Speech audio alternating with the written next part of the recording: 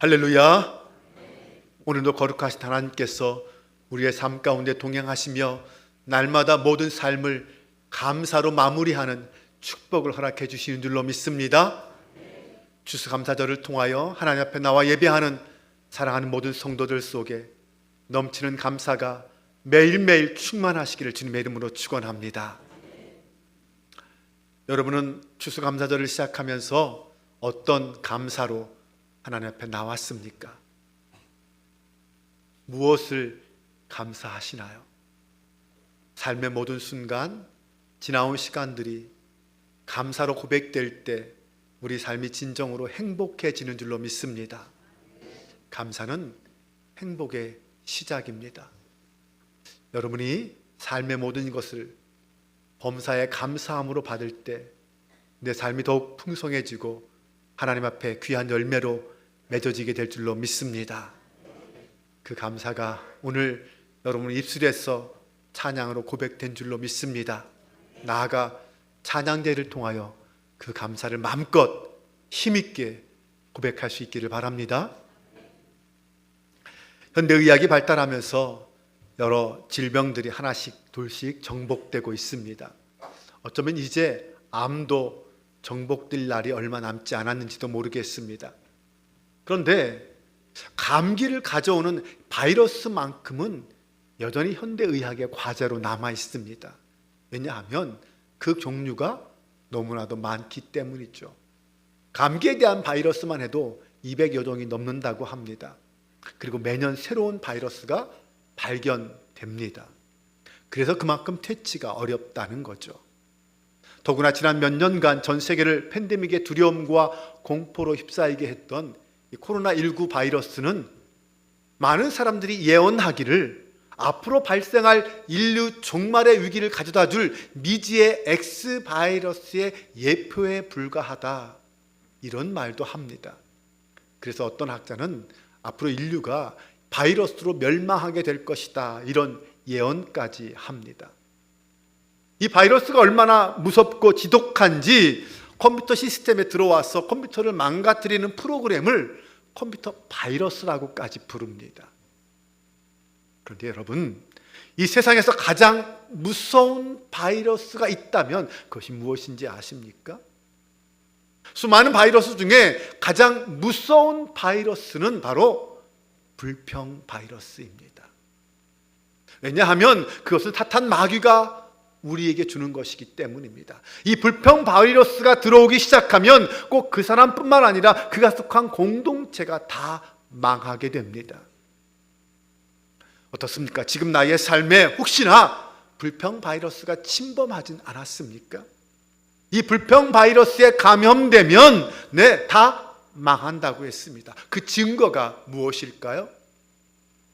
40년의 광야 생활에 이스라엘의 1세대, 출애굽 1세대가 왜 망했습니까? 바로 불평 원망하다 망했습니다. 그런데 이런 불평 바이러스를 치료하는 백신이 있습니다. 그것은 바로 감사라는 백신입니다. 적극적으로 우리가 감사를 선포할 때, 감사를 생활할 때 우리 삶의 불평 바이러스는 자연스럽게 퇴치된다는 것을 믿으시기 바랍니다. 그런데 왜 사람들이 불평을 할까요? 하나님의 은혜를 깨닫지 못하기 때문입니다. 이스라엘 백성들은 40년의 광야 생활 속에서 문제가 생길 때마다 원망하고 불평했습니다. 하나님이 그들에게 베풀어 주신 은혜는 새까맣게 잊었습니다. 그런데 하나님께서 그런 백성들에 대해서 뭐라고 말씀하십니까? 신명기 32장 10절을 보면 여호와께서 그를 황무지에서 짐승이 부르짖는 광야에서 만나시고 호위하시며 보호하시며 자기 눈동자같이 지키셨도다. 실상 하나님은 이스라엘 백성들을 그렇게 보호하시고 지켜주시고 눈동자같이 지켜주셨습니다. 그런데 이스라엘 백성들은 어떻게 했습니까? 이사야 1장 3절을 보면 이렇게 말합니다. 소는 그 임자를 알고 나귀는 주인의 구유를 알건만은 이스라엘은 알지 못하고 나의 백성은 깨닫지 못하는도다. 하나님의 백성의 모든 삶의 문제는 하나님의 은혜를 깨닫지 못하고 살아가고 있는데 있습니다. 그러므로 우리가 하나님의 은혜를 바로 깨닫고 감사하는 삶이야말로 하나님 나라 백성의 능력이다라고 말할 수 있습니다. 그래서 하나님은 구약의 이스라엘 백성들을 향하여 너희는 절기를 지키라. 6월절, 77절, 초막절을 지키라. 1년에 3번 이 절기는 반드시 지키라 라고 명령하셨습니다. 절기가 무엇입니까? 절기는 하나님의 은혜를 잊지 말고 기억하고 감사하라 라는 것입니다. 여러분, 감사가 하나님 백성의 능력임을 믿으시기 바랍니다.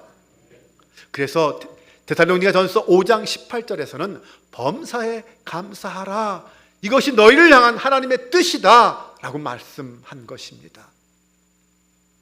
범사가 무엇입니까? 어떤 상황, 어떤 경우에도 감사하라는 거죠. 오늘 우리가 읽은 본문 시편 30편은 다윗의 시입니다. 그 배경이 어떤 것인지는 잘 확실하게 나와 있지 않지만 적어도 슬픔을 변하여 찬송이 되게 하신 그 하나님의 은혜에 대해서 감사하고 있는 시입니다. 전반부인 1절에서 5절을 보면 다윗이 하나님께 감사하는 이유가 무엇인지 밝히고 있는데, 첫 번째는 생명의 위협에서 구원해 주신 하나님께 감사하자라는 것이죠. 1절을 보면 원수의 손에서 지켜주셨고, 2절에서는 질병에서 고쳐주셨고, 3절에서는 내 영혼을 스올에서 끌어내어 살려주셨다라고 고백합니다. 다윗은 지금 자신의 인생 속에서 깊은 골짜기였던 그 절망과 고통의 순간에 나와 함께 하시고 나를 구속하여 주신 그 하나님께 감사하고 있는 것입니다. 다윗은 시편 103편 4절에서도 나의 생명을 파멸해서 속량하시고 인자와 긍휼로 관을 씌우셨다라고 고백하면서 여호와를 송축하고 그 은택을 잊지 말자라고 말했습니다. 지난 한 해 동안 사막의 음침한 골짜기 같은 그 삶의 환경 속에서도 나와 함께 하시며 나의 생명을 지켜주신 하나님께 감사하는 저와 여러분 되시기를 바랍니다. 그런데 왜 사람들은 그 하나님의 놀라운 은혜를 자꾸 잊어버리는 것일까요? 그 은혜가 하나님으로부터 왔다는 것을 믿지 않기 때문입니다. 모르기 때문입니다. 고린도전서 4장 7절을 보면 바울은 고린도교 성도들을 향하여 내게 있는 것 중에 받지 않은 것이 무엇이냐? 내가 받았은즉 어찌하여 받지 아니한 것 같이 자랑하느냐라고 책망합니다. 하나님이 주신 은혜를 깨닫지 못하고 하나님께서 주신 것이라고 생각하지 않고 내 것이라고, 내가 잘나서 내가 똑똑해서 얻은 것이라고 자랑하고 있다는 거죠. 모든 것이 하나님으로부터 왔습니다. 그럼에도 불구하고 집 떠난 탕자처럼 당연히 자기 것인 줄 알고 착각하기 때문에 감사하지 못한다는 것입니다. 그래서 사람은 빼앗겨 봐야 감사할 수 있습니다. 탕자처럼 모든 것을 잃어봐야 깨닫게 된다는 것이죠. 나에게 생명을 주시고 건강을 주시고 좋은 환경을 주신 그 하나님께 감사할 줄 모르며 살다가 그 생명의 손상을 입고 그 좋은 환경을 빼앗겨 보아야 비로소 하나님의 은혜를 깨닫게 되는 것이 일반적인 사람들의 모습이라는 것입니다. 조지 오웰의 동물농장이라는 소설을 보면 한 농장의 가축들이 반란을 일으킵니다. 그리고 돼지가 대장이 되어요. 돼지가 대장이 되어서 착취자였던 인간들을 다 내쫓아냅니다. 이상사회를 건설하기 위해서 주인을 내쫓았습니다. 그런데 주인을 내쫓은 그 동물사회는 어떻게 됩니까? 더욱더 혼란스러워지고 결국은 다 파멸에 이르고 맙니다. 당시 소련의 스탈린 체제를 비웃는 그런 풍자였지만 사실 오늘도 마찬가지입니다. 하나님이 나의 창조주여 생명의 주인이시라는 사실을 인정하며 그 은혜에 감사하며 살아갈 때 우리는 진짜 행복을 누릴 수 있습니다. 하지만 그 하나님을 잊어버리고 부패한 인간이 주인이 되면 우리의 삶은 더욱 혼란스러워지고 말 것입니다. 오늘 다윗은 자신의 그 신앙의 체험을 통하여 자신의 생명을 파멸해서 구속해 주신 그 하나님을 찬송하면서 4절에서 이렇게 선언합니다. 주의 성도들아 여호와를 찬송하며 그의 거룩함을 기억하며 감사하라. 여러분, 다윗은요 그 누구보다도 많이 고생도 해보고 그 영광도 누려본 사람입니다. 그런 다윗이 자신의 삶의 체험을 통해서 얻은 결론이 있다면 바로 하나님께 감사하는 삶을 살라라는 것이죠. 왜냐하면 그 감사는 하나님 백성의 표시이기 때문입니다. 시편 100편 3절과 4절을 봅니다. 여호와가 우리 하나님이신 줄 너희는 알지어다. 그는 우리를 지으신 자시요 우리는 그의 것이니 그의 백성이요 그의 기르시는 양이로다. 감사함으로 그의 문에 들어가며 찬송함으로 그의 궁정에 들어가서 그에게 감사하며 그 이름을 송축할지어다. 이 고백처럼 우리는 하나님의 지으신 백성이요 하나님이 기르신 양인 줄로 믿습니다. 그러므로 하나님을 감사하고 찬양하는 것은 당연한 것입니다. 세상 사람들도 자기를 도와주면 감사를 표현할 줄 압니다. 그러나 성도들에게는 세상 사람들이 알지 못하는 감사, 그들은 할 수 없는 감사가 있습니다. 다윗이 가르쳐 주신 두 번째 감사는 아직 일어나지 않은 일에 대한 감사, 미래적인 감사를 말합니다. 5절을 보면 그의 노염은 잠깐이요 그의 은총은 평생이로다. 저녁에는 울음이 깃들일지라도 아침에는 기쁨이 오리로다 라고 고백합니다. 이것을 세번역 성경으로 보면 주의 진노는 잠깐이요 그의 은총은 영원하니 밤새도록 눈물을 흘려도 새벽이 오면 기쁨이 넘친다. 밤새도록 울음이 깃들일지라도 아침이 오면 기쁨이 넘친다는 거죠. 이것이 바로 하나님의 백성이 하나님으로부터 받은 은총이다라고 말합니다. 그 은총을 받으면 밤에는 눈물을 흘리며 고통스러워해도 아침에는 기뻐할 수 있다는 거예요. 이것을 깨닫고 감사하는 사람이 하나님의 백성이요 그의 감사가 진정한 감사라는 사실을 믿으시기 바랍니다. 비록 현실이 우리로 하여금 눈물을 흘리게 할 만큼 비참하다 할지라도 우리는 그 상황 속에서 혼자 속상해서 눈물만 흘리는 것이 아니라 하나님께 나와 기도하고 그럼에도 불구하고 감사하는 신앙의 눈물을 흘릴 때, 하나님께서는 우리의 우리 눈의 눈물을 씻겨주시고 그 눈물이 변하여 기쁨이 되게 하실 줄로 믿습니다. 바울은 그의 유언과도 같은 디모데후서 4장 8절에서 이렇게 말했습니다.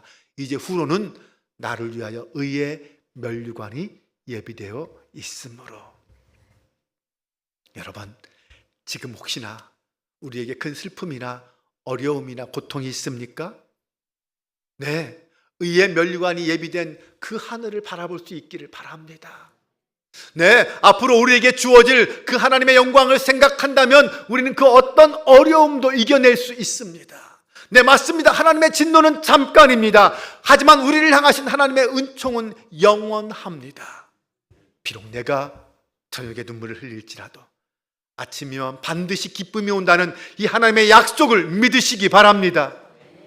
그 놀라운 하나님의 은혜를 체험한 시인은 그 기쁨을 홀로 간직하길 원치 않았습니다. 그래서 그는 주변 사람들을 향하여 함께 이 은혜와 기쁨의 자리로 나아가자라고 초청합니다. 4절을 보면 주의 성도들아 함께 여호와를 찬송하며 그 거룩함을 기억하며 감사하라 이렇게 선포하고 있습니다. 나는 믿노라. 나는 지상의 영원한 평화의 시대가 올 것을 믿노라. 마치 구름이 태양을 가린다 해도 태양빛이 있다는 것을 믿듯이 그 시대가 비록 늦어지더라도 그 시대가 올 것을 나는 믿노라. 나치 독일의 아이슈비츠 강제 수용소 독가스실에서 유대인들이 죽어가면서 부른 노래입니다. 어떻게 그들은 그런 상황에서 이런 노래를 부를 수 있었을까요? 유대인들은 어릴 때부터 자녀들에게 하나님께 대한 감사를 가르쳐 왔습니다. 유대인들의 모든 절기는 다 감사에 대한 절기입니다. 그렇게 감사를 배우니 죽음 앞에서도 죽어가면서도 찬송하며 감사할 수 있었던 것입니다. 그래서 서울대학교 교수이자 국무총리를 지냈던 정원식 교수는 이런 말을 했습니다. 유대인의 역사는 박해의 역사이지만 자취는 감사의 자취밖에 없다. 사랑하는 여러분, 감사, 이 감사가 하나님 백성의 증거인 줄로 믿으시기 바랍니다. 오늘 우리는 추수감사절을 지키고 있습니다. 이 추수감사절은 이스라엘의 3대 절기 중에서 초막절과 같은 절기입니다. 신명기 16장 13절을 보면 너희 타작마당과 포도주 틀에 소출을 거둬들일 때에 이래 동안 초막절을 지킬 것이요 라고 명령하고 있습니다. 한 해 동안 농사를 소출하여 곡간에 저장하여 놓고 7일 동안 광야에 나가서 초막을 짓고 그 절기를 지키라는 것이죠. 근데 여기서 좀 특이한 것이 15절입니다. 내 하나님 여호와께서 택하신 곳에서 너는 7일 동안 내 하나님 여호와 앞에서 절기를 지키고 내 하나님 여호와께서 내 모든 물산과 내 손을 댄 모든 일에 복 주실 것을 인하여 너는 온전히 즐거워할 지니라. 네, 농사가 잘 되면 잘 되게 하신 하나님께 감사하겠죠. 하지만 사실 미래의 일은 아무도 알지 못합니다. 봄에 농사를 시작하면서 가을에 풍년이 될 거라 확신할 수 있습니까? 어느 해는 풍년이 될 수 있겠지만 또 어느 해는 흉년이 될 수도 있습니다.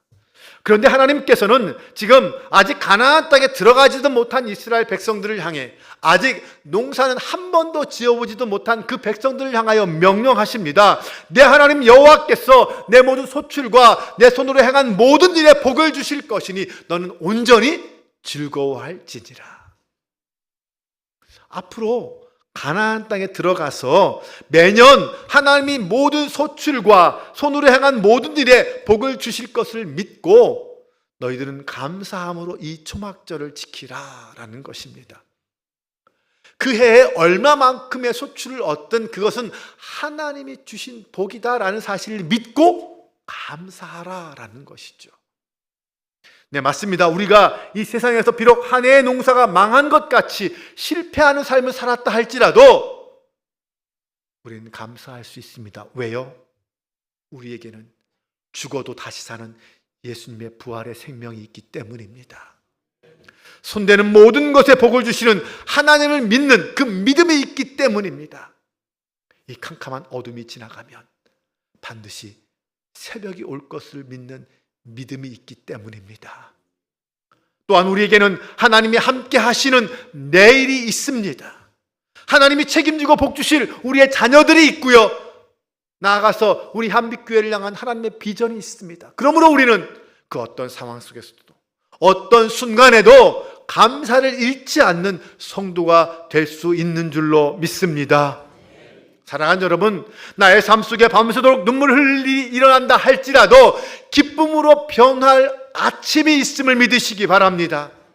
기쁨이 다가오는 그 아침을 바라보며 하나님께 감사할 줄 아는 아침의 사람, 소망의 사람이 되시기를 바랍니다. 아침이 되면 어둠은 물러가고 어김없이 태양은 떠오를 것입니다. 만물의 모습은 우리 눈앞에 분명히 보여지게 될 것입니다. 그때 비로소 우리는 하나님 앞에 말씀으로 서 있는, 믿음으로 서 있는 나의 참 모습을 찾게 될 것입니다. 네, 맞습니다. 우리가 인생의 깊은 어두움 속에서도 하나님을 바라며 감사할 때 감사할 일은 점점 더 많이 우리 앞에 나오게 될 줄로 믿습니다. 그런데 사람들은 왜 그 하나님께 찬양과 감사를 드리지 않을까요? 다윗은 자신의 과거를 돌이켜보면서 그 이유를 설명해 줍니다. 6절입니다.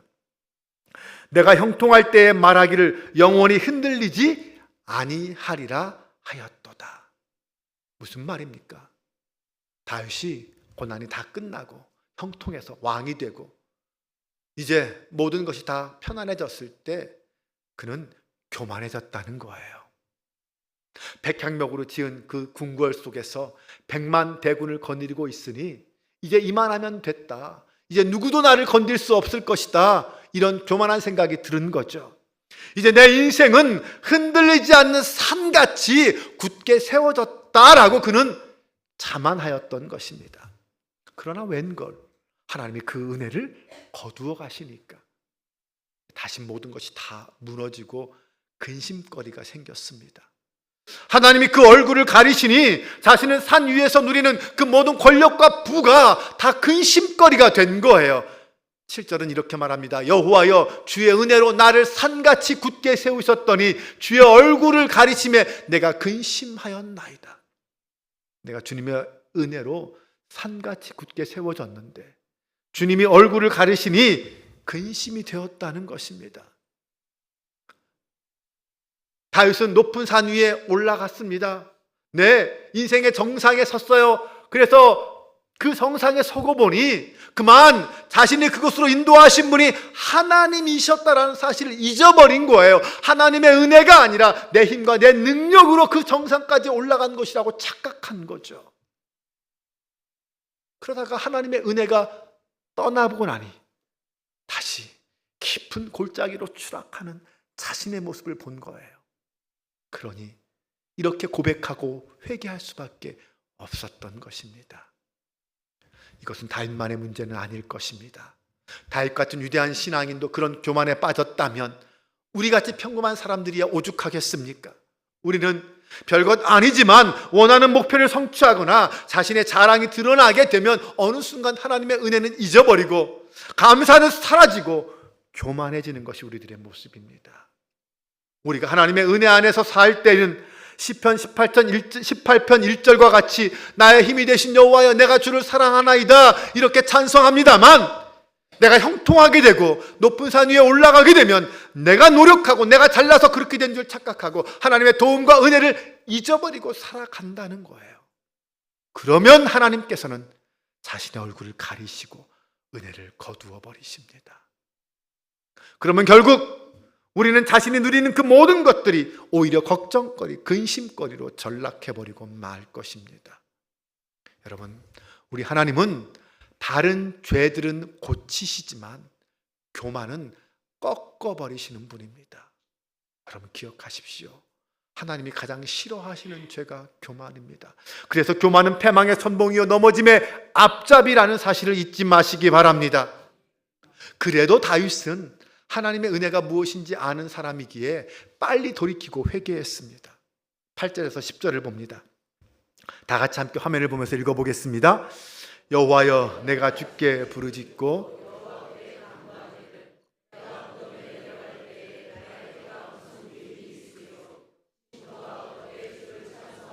주의 진리를 선포하리이까 여호와여 들으시고 내게 은혜를 베푸소서 여호와여 나를 돕는 자가 되소서 하였나이다. 아멘. 무슨 말입니까? 하나님, 내가 죽는다면 누가 손해일까요? 내가 일찍 죽게 되면 주님을 찬송하는 한 사람이 없어질 것이고 진리를 선포하는 한 사람이 없어질 것인데 그러면 하나님 손해 아닙니까? 하나님, 그러니 나의 기도를 들어주시고 나를 긍휼히 여겨주세요. 나를 도와주세요. 다윗은 지금 이렇게 기도하고 있습니다. 여러분, 혹 우리 가운데 형편과 처지가 힘들었어 감사와 찬송을 잃어버리고 살아가는 분 계십니까? 다윗처럼 여호와여 들으시고 내게 은혜를 베푸소서 나를 돕는 자가 되소서 이렇게 부르짖어 기도하시기 바랍니다. 네, 우리가 높은 산 위로 올라가고 교만하여졌을 때 그래서 하나님이 우리를 심판하셨을 때 우리는 다시 겸손하게 정직하게 하나님 앞에 나아가야 할 줄로 믿습니다. 그러면서 우리는 하나님 나를 불쌍히 여겨주세요. 나에게서 은혜를 거두지 말아주세요라고 기도할 수 있기를 바랍니다. 다윗은 자신의 교만이라는 죄악으로 인해서 무너질 수밖에 없는 그 자리에서 다시 돌이켜 하나님을 찾음으로 근심과 슬픔이 변하여 기쁨으로 춤추게 하시는 그 하나님의 은혜를 경험했습니다. 오늘 우리도 그 은혜를 경험할 수 있게 되기를 주님의 이름으로 축원합니다. 이제 말씀을 정리합니다. 사랑하는 여러분, 인생의 깊은 골짜기에서도 하나님을 찬양하며 감사할 수 있기를 바랍니다. 높은 산 위에 올라간다 할지라도 그 성공의 자리에서 하나님을 잊지 마시기 바랍니다.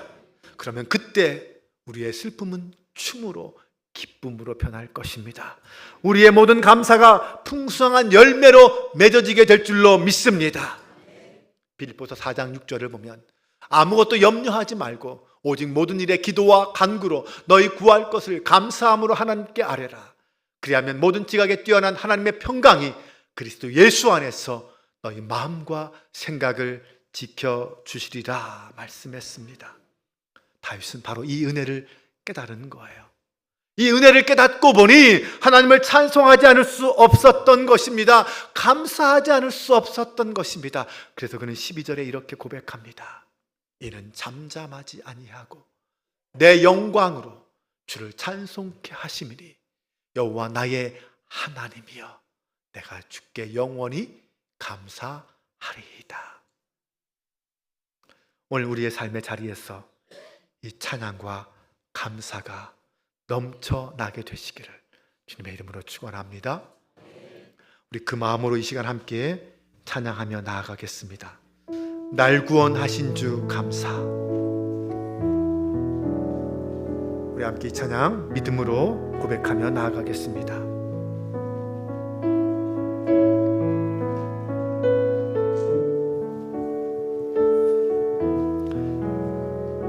날 구원하신 주, 날 구원하신 주 감사, 모든 것 주신 감사, 지난 추억이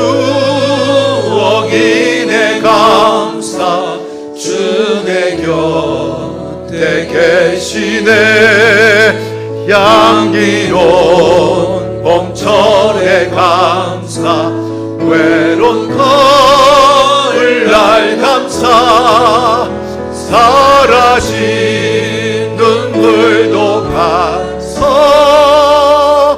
나의 영혼 평안. 응답하신 기도, 응답하신 기도 감사, 거절하신 것 감사, 헤쳐나온 풍랑 감사, 모든 것 채우시네.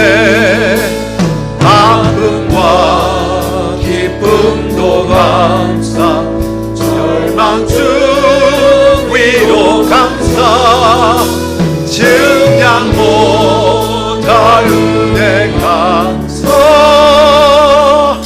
그 신성한 감사에 길가에 장미꽃 감사, 장미와 시도 감사, 따스한 사랑의 가정 희망 주신 것 감사, 내게 건강 주신 감사, 또한 연약한 감사, 햇빛을 주심도 감사,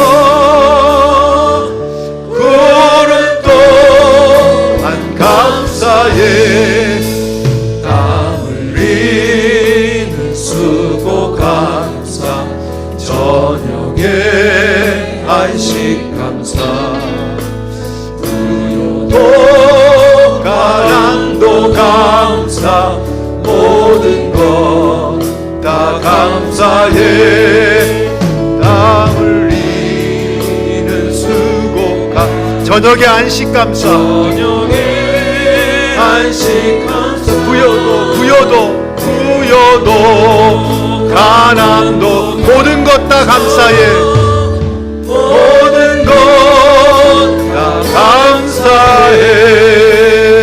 이 시간 우리 함께 기도하기를 원합니다.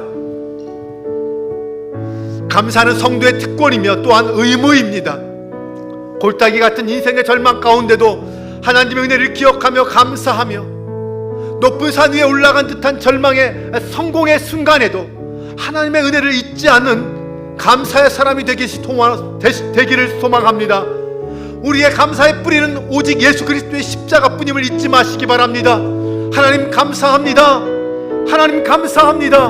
나의 삶의 모든 순간이 감사로 색칠되기를 소망합니다. 우리 함께 이 마음 품고 주의 한번에 지고 간절한 마음으로 기도합니다. 주여, 우리를 사랑하신 아버지 하나님, 우리가 감사할 수 있음에 감사합니다. 우리 입술에서 하나님을 향한 참된 감사 흘러나오니 감사합니다. 그 모든 것 위에 임하시는 하나님의 은혜가 있게 하여 주옵소서. 주님을 바라며 소망하며 찬양합니다. 그 모든 것 위에 하나님의 영광을 우리가 보게 하여 주옵소서. 아버지 하나님, 아버지 귀한 설명의 순간에도 감사하게 하시고, 아버지 높은 산에 올라가는 듯한 성공의 순간에도 정성이 감사할 수 있도록 도와여 주옵소서. 하나님의 은혜를 잊지 않는 감사했으나 하나님과 함께하는 감사했으나 참된 믿음과 순종의 사랑이 될 수 있도록 인도하여 주시옵소서. 오 하나님, 내가 가는 그 삶의 자리가 하나님을 영원하게 하는 그 삶이 될 수 있도록 인도하여 주시옵소서. 성령 함께 해주시옵소서. 의지하며 하나님의 사랑을 믿고 의지합니다. 모든 것 주님께 믿고 의지합니다.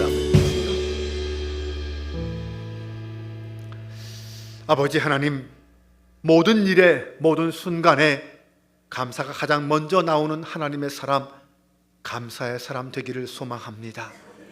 오늘 우리로 감사로 충만케 하여 주옵소서.